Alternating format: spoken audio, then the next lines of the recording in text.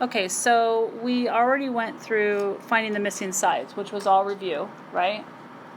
So let's look at the bottom half of this paper. So flip that paper over, and we're going to look at how to find the missing angles. So you're no longer allowed to not know how to do this. So prior to this, I was saying, oh, it's extra credit, don't worry about it, but here's how you do it. So now you're going to focus and really pay attention. So we're going to do the same process as we did before. We have an unknown angle, right? We're going to look at the sides that are around it. I don't care about the blank sides, so do not label all sides. Only label the sides that has something on them. So if X is my angle of reference, what is the 9 to our X? Is it leg opposite, leg adjacent, or the hypotenuse? It is our opposite, so I'm going to put OPP.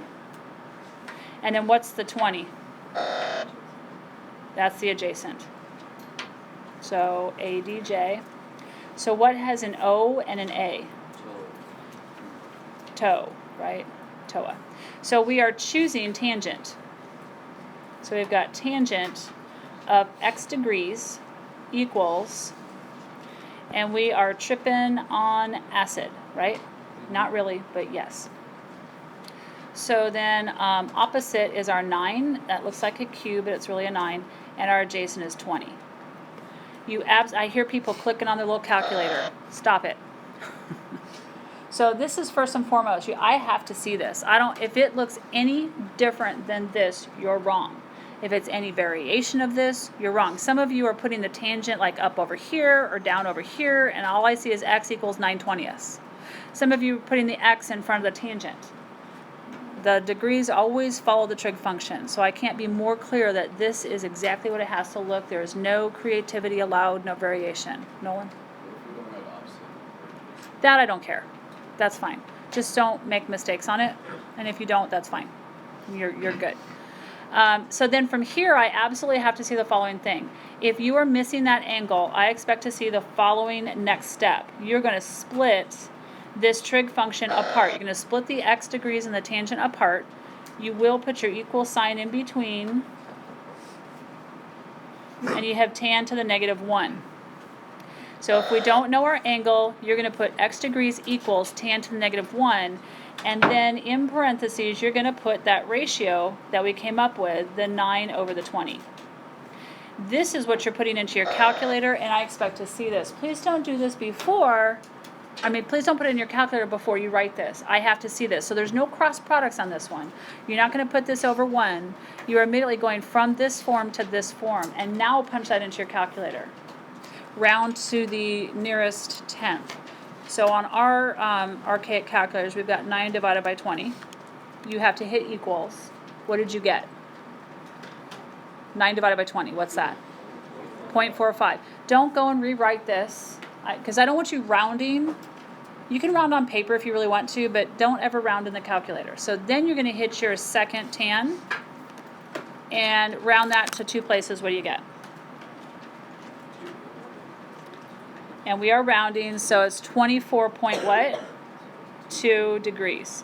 Please do not leave the degrees off. That is part of your answer. So from now on, if you're finding an angle and you leave it naked without a degree marker, you're getting marked off for that. If you put a degree marker on a side length, you're getting marked off for that. I have to know that you understand you're finding an angle versus a side. Questions on that? Okay, so then let's look at example 2. So for example 2, X is my angle of reference. What is the 17 to the X? Adjacent. What is the 32? Hypotenuse. So what has an A and an H?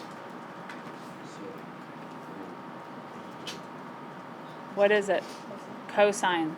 So that's a C. So we are choosing cosine of X degrees equals, we have caught yet another hippie. Bless you. And our adjacent is 17. And our hypotenuse is 32. So immediately from there, before you put in your calculator, you're going to break it apart into the following equation. X degrees equals, because it's cosine this time, you have the inverse cosine, parentheses, put your ratio in there, 17 over 32, and you get x degrees is approximately equal to, what was 17 divided by 32? What was 17 divided by 32? 0.53125, right? And then you've got second cosine this time because we're using cosine and not tangent. And what was your angle? 57. Go out to the nearest tenth. 0.9 degrees. What would it be to the nearest degree? 58 degrees. So you just have to pay attention to what they're looking for.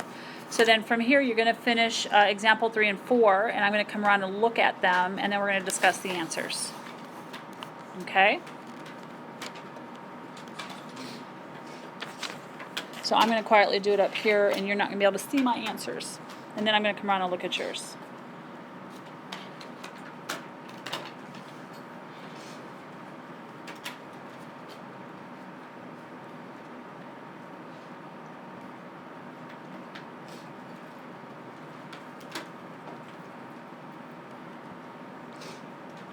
Make sure that you share your answers with those around you at your table so you can see if you're correct.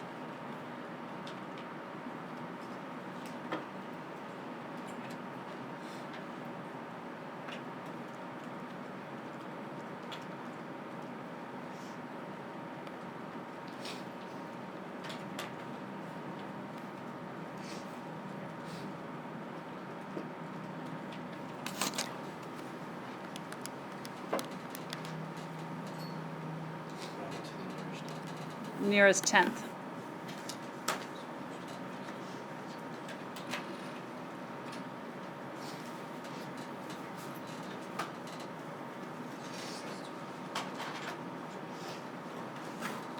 So discuss your answers with those around you.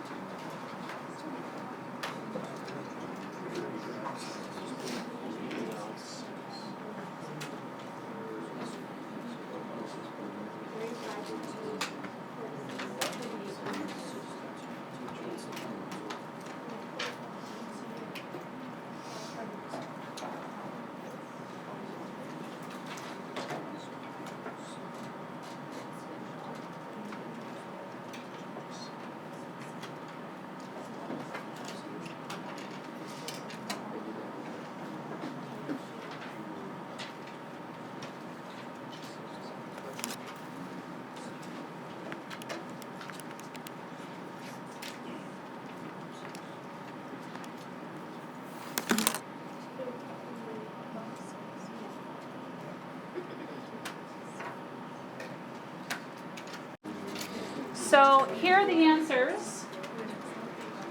So you should have 35.8 and 48.6. If your work is different than my work, it's wrong. We're not doing any division, we're not doing any cross multiplying, we're not putting, like on number 3, we're not putting the tan of x over 1 and cross multiplying. We are not doing cross products when we don't know the x. You are clearly going from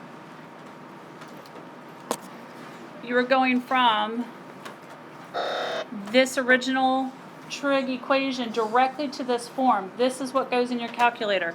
There is less work that has to be done on these. These are actually easier to do. But you have to be able to show the math correctly, because when they get harder and you don't understand that this converts to this, we're going to have some issues. So you have to practice that. If I don't see this on your paper, even though you get the right answer, you're missing points, because it's not necessarily about the right answer. I'm also trying to teach you that it converts to this form. Does that make sense? Yay. Okay. Any questions on that?